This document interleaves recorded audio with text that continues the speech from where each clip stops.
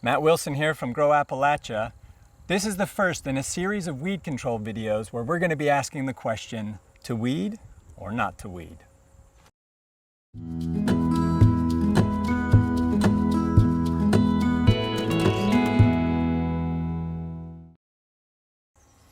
As you may have figured out from the title, video series on weed control, we are going to be talking about how to control weeds in your market garden or farm.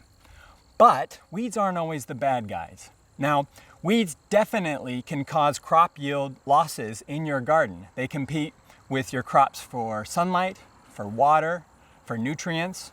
They can actually harbor pests and disease-causing organisms. They can also make harvest difficult. They just get in the way.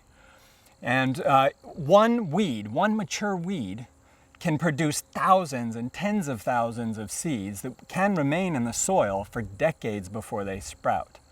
So we definitely want to control weeds in our market gardens. But weeds are nature's way of covering the soil when there's a disturbance.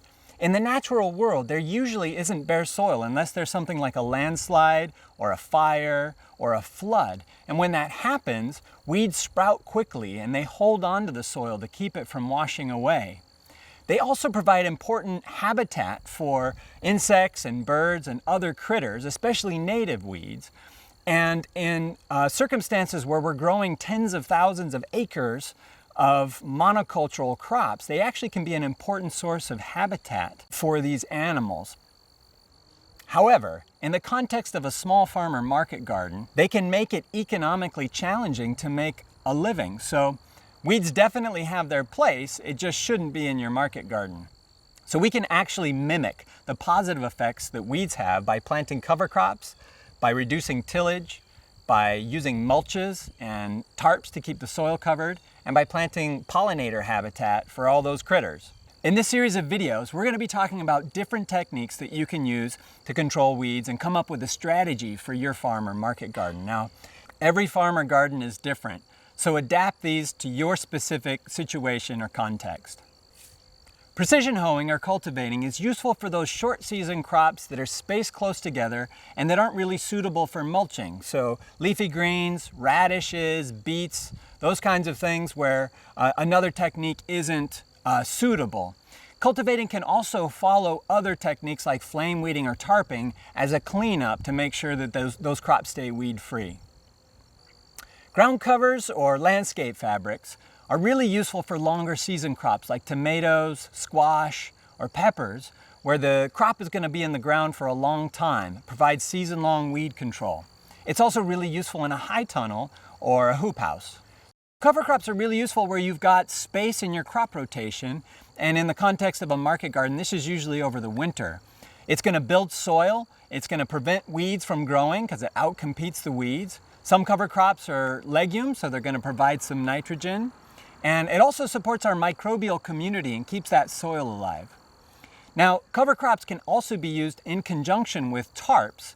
You can use the tarp to kill the cover crop, and that provides some kind of synergy between those two techniques.